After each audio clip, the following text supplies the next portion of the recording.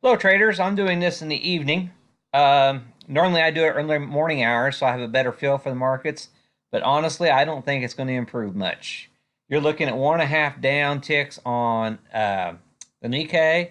You're looking at 1.5% downs, basically on both the Hong Kong and the Shanghai as well. So major sell-off hitting the markets. Basically, what's happened is we had some major sector momentum breaks that have not been seen yet this year on this trend up, and plus we're crossing 20 SMAs across on several places. So it's not looking very pretty for the bulls here, and I do think there's more downside risk. I'm going to look at the U.S. indices, a glance at the world indices, um, give a quick glance at the sectors, what I'm talking about with the sector breaks, overnight earnings look, and then economics in the morning, and then the hot tickers. Okay, basically what I'm going to look at. I'm going to start with my Nikkei 225. The charts for China have not updated yet, so but basically 1.5% down. Here you go, gapping down, hitting hard here, and we have a MACD cross. Significant sell signals going on in the global markets. I'm going to show you the Shanghai Composite, but like I said, they're not updated yet, so we are likely to be gapping down into this range right here on the Shanghai Composite. And same way with the Hong Kong. One of the tickers I use, VT, that's the ETF. It closes during normal market hours, and it measures all global equities, excluding U.S. equities. And as you can see, as of close today, we really took it on the chin. I have told you multiple times that this was into resistance area, and that we have finally got our decision. We're breaking out to the downside with a MACD crossover. So global markets are not looking pretty at all. Okay, I'm going to start with my U.S. indices now. Basically, what we've had this last month. We had all this volume distribution built out into for the primary month, and as of today, we have broken away from that value. Now that can definitely rebound back. My volume area right here. This is a monthly volume, and we have rejected the monthly VPOC so far as of yesterday. And I don't know if we're going to continue or not. I did want to point that out. The situation we have a rolling over situation going on here. So it's very important to realize we've come down to the 200-day, and we closed on that as of close on SPY, and the futures just more right here right now are not looking very pretty. So we are showing futures below the 200 SMA, and we back tested this trend line, and I have said many a times that we needed to back test this. But honestly, I think we're going to be coming down to the 273.31 area for any potential support, and quite frankly, most likely the 271.72 area tomorrow. Somewhere in this range right here, I think that's where we're going to head in tomorrow's session on SPY. We had non-farm payrolls tomorrow, so it can all change. So I just wanted to point that out. And we do have a gap up in Costco in the overnight session. Basically, we are still within value here. This is the one that's looking a little bit better. NASDAQ came down, but we are still in this volume area from last night. So it might not be quite near as bad as I'm thinking whenever we go into the opening session, knowing this. But I honestly think we're going to be opening around the 170 area tomorrow on the NASDAQ. But that's still not really as bad as a lot of these other sectors. And then IWM's been just completely decimated here lately. And the main reason with this, see this volume profile, we've completely rejected this upper distribution now, and we've because we didn't build out any value on the way up. You see how this volume profile, it's not a typical bell curve. We've got multiple distributions in the same month. Well, we completely rejected all of that. And we're coming down here. We closed right at the 125 SMA on the IWM. So if we do get continued selling, the next top could.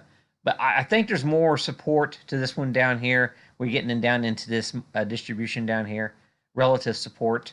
So just keep that in mind. We're getting above average volumes, of course, but this is one to keep on your watch here. I do think we have broken this trend line, which I've had drawn for some time now, and I do think if we get a bid, we're going to be back testing this trend line and then decide where we're going to go from there on IWM.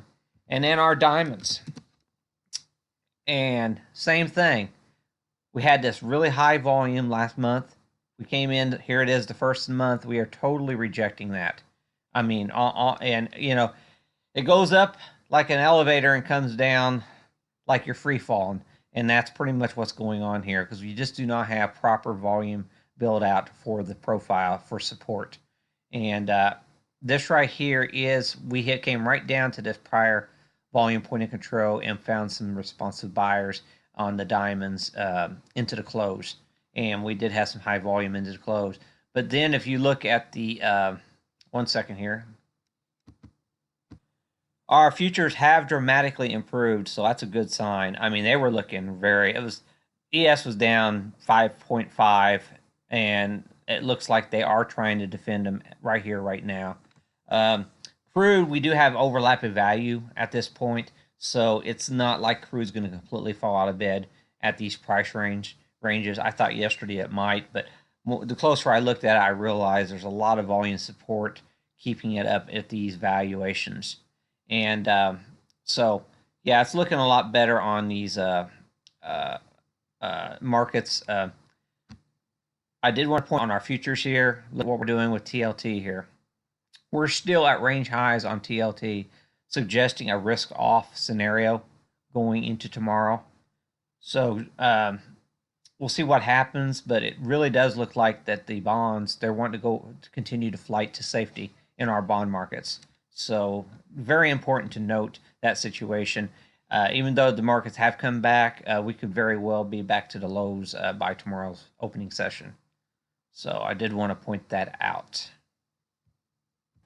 Okay, I know this is a little confusing, all these charts here all at once. I'm just going to give you a quick overview. Why I'd like to do it this way, the number of stocks below, you got a 125 SMA and on the 1 hour chart. And this is a very good momentum indicator for swing trading, in my opinion. And basically what I saw happening today is whenever my Monsters of Tech chart that includes FANG with Microsoft, whenever it started breaking this trend line, up to this point, I was actually trying to take Amazon to the long side. But once this thing started breaking this uptrend line, that's whenever I started calling out a short in the markets. And man, the markets fell out of bed real quick when this thing started breaking. I mean, right here is whenever I started calling it out. So basically, you got your Facebook, and it looks like these Monsters of Tech, the big FANG names, they're completely coming out of favor here. Intel, to me, look at this major squeeze here. I think Intel's setting up for continuation to downside, and Boeing, it looks like continuation to downside is setting up for Boeing as well. So both of these on the volume profiles are not very pretty on the volume profiles either. So just keep that in mind. Those are two squeezes that I still have setting up here for major mega cap stocks, and I wanted to point those out. We are starting to get expanding Bollinger Bands because we've come down some. But the main point is how many of these FANG stocks are below the 125 SMA. That means the momentum has turned south. And Google's really the only one that's still holding. Well, Google and Facebook are the two only still holding above. So just keep that on your watch. Here's a quick look at your core spider sectors. And some that I'm really keeping on watch here. Below the 125, of course, on your XLF. And XLF was really taking us down today. So that was really on some major selling pressure on XLF, which could definitely rebound. But I'm watching these squeezes as well. We got XLK, and this is your technology ETF. I just told you about that. We have got a squeeze situation going on, and we closed below the 125 SMA. So that's something we have to keep on watch here. And we did get a rally into the close into our consumer discretionary. But as I mentioned in prior videos, I thought consumer discretionary was in an overbought situation on my point and figure charts. So just remember that situation going forward here. XLE, we're squeezing hard in on the bearish side of the trend. So yeah, we can start drifting lower. I don't think it's going to completely fall out of bed real quick, but it's something that it's a dragging force on the markets here. And another one, we still have a tight squeeze here on our consumer staples. And this thing here, I think, is going to start continuing to drag to the downside. Okay. And the only one that's really pushing to the upside, and that's our XLU. And that has a lot to do, that's a more defensive sector when the markets are turning south. Okay. Just keep that on your watch here. Now, this is a secondary view of our SPY using our Bollinger Bands. As you can see, we are breaking below on all these, on our, out of these squeezes to the downside. So keep in mind, especially IWM, we had a mega squeeze going on there, and it's resolving hard to the downside. So not saying we can get continuation, but it's something to really watch. Next on my watch, because the semiconductors, look at this mega squeeze we got going on. And I don't know if it's going to happen tomorrow or even this week, but I really think that the semiconductors are setting up for a significant roll to the downside. So just keep that one on your watch. And like I said, EWH is your Hong Kong. It's already resolving to the downside. Tomorrow morning, we have a little squeeze going on in Germany. That's likely to see a little bit more relative weakness. And we're actually even going further lower on our Japan here. So.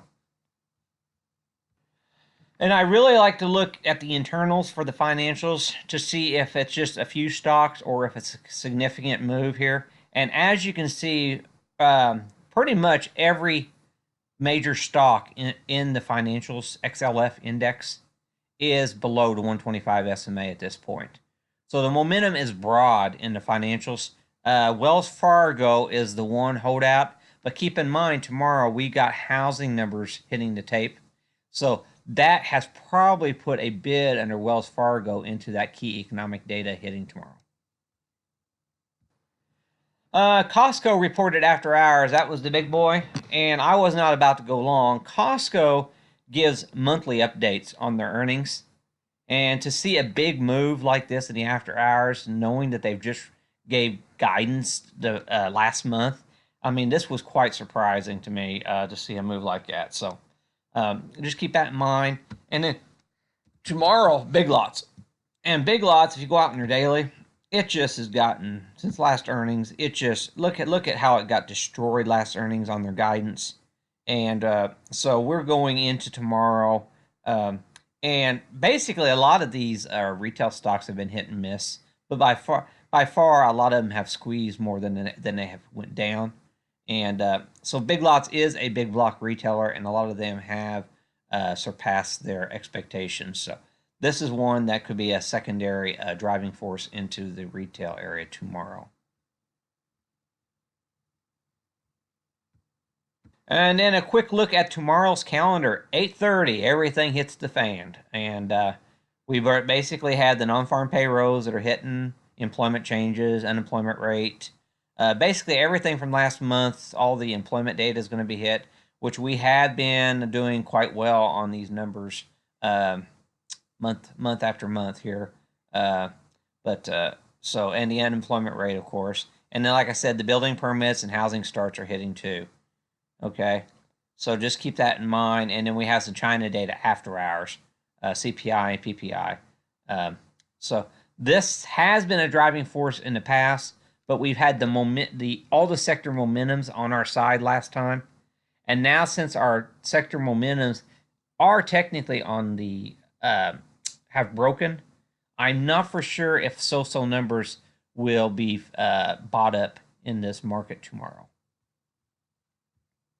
Okay, a real quick look at Boeing. And like I had mentioned, look at this elongated profile on Boeing here.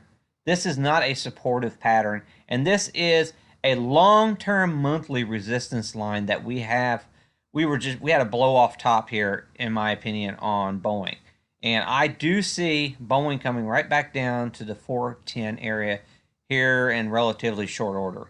So because there's just no prior monthly support up here. So if we continue to see market weakness, it's definitely going to be reflected in Boeing. Okay, that's one of my critical ones, and it is a major market supporter. Boeing is. It's the most important stock out there. Okay, and Intel, I'm still watching here. We're still close, but I am seeing a little bit of danger signs here that Intel is actually starting to show some weakness too. So just keep this one on your watch. We had it below average volume here, but if the semis start to roll over, it's likely to take Intel with it. So keep that on your watch too. And along with that semiconductor index, I'm using the semiconductor index. Look at the elongated profile on the Spider semiconductor index and see this high volume node that we rejected as of today. That's why I want you, I suggest everybody be very careful here that we have such a elongated profile that it's not really supportive right here if the markets do decide to fall. And so we have to look at these prior volume point of controls. We do have some overlapping volume point of controls here, but we just didn't spend any time right through here building out value. So this is something to worry about considerably, and we're coming off an extremely, yesterday we had an extremely high volume in sell-off in the semiconductors. So I do think we are setting up for further downside in the semis. Okay, some of my high volume charts that alerted into the afternoon hours. EEM, emerging markets. Like I said, the global markets were showing a sell signal. It came right into this last month's one of last month's high volume points. Okay, and we claimed right into that and stopped. So just keep this one on your watch. It has support here. We'll see how the markets open tomorrow. That's one. And then FXI, and that's China, and we're seeing a reaction in the overnight session. It was selling off in the U.S. market yesterday. And I had mentioned, I called it out whenever it came up here and hit that resistance right at that gap, and it couldn't hold at all. I mean, it rallied in the overnight session, but it didn't catch any bid in the FXI the next day. It sold off immediately. Major tell that a major top had been put in. Okay. And this is a 2017 value area high. And this is a sell point, actually. This is not a supportive line. This is a selling line, in my opinion. So more than likely, we're going to be coming down to the 43 area here in not too distant future this month.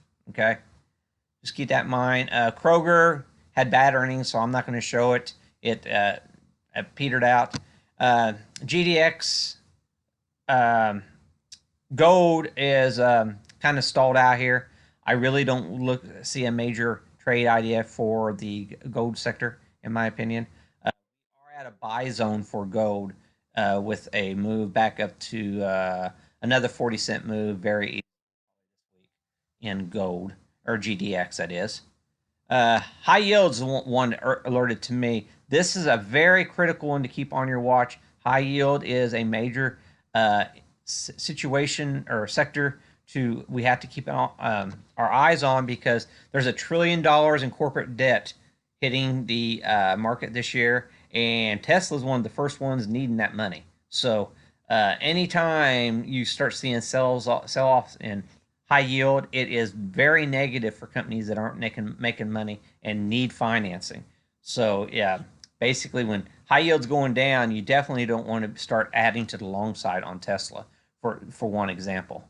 Okay, and so just keep this on your watch. Very critical. This has to hold to support the markets, in my opinion. Like I said, XLE seems to be okay right here. C-Trip, bad earnings. IYR is it was selling off, preparing for tomorrow's numbers coming out of the housing starts and everything. Real estate.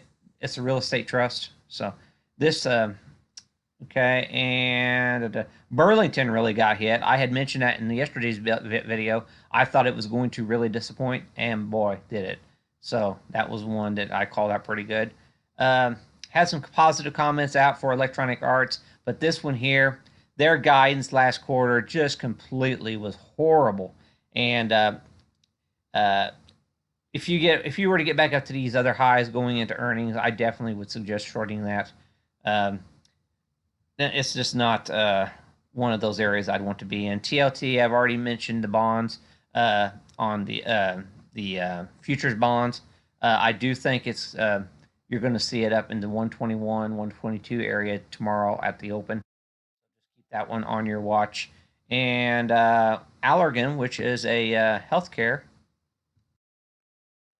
it caught a nice bid on some positive news that came out as of yesterday. So we might see a continuation. It's breaking out of this month's value. So the 146 area is most likely the next target. Okay, that's a quick rundown on that stuff. And that's enough for this video. But basically, I am more bearish than markets. So I do not think we've hit the solid support yet. So we'll see how the markets open tomorrow. But the futures, like I said, look like they're trying to hold in there going into the non-farm payroll tomorrow. I will catch you on the flip side next week. I always forget also. Like the video if you like it. Please leave comments below, suggestions or whatever to help improve my videos. Either there or in the chat rooms, or DM me on Twitter. Yeah, whatever you need to do, just give me some information and feedback so I can improve these videos. I have tried to simplify this one quite a bit. A lot of people have said it's a little confusing. I'm trying to keep them as clear as possible, and I took a lot of stuff off my charts, but there's still a lot on them. So good luck, and I will see you next time.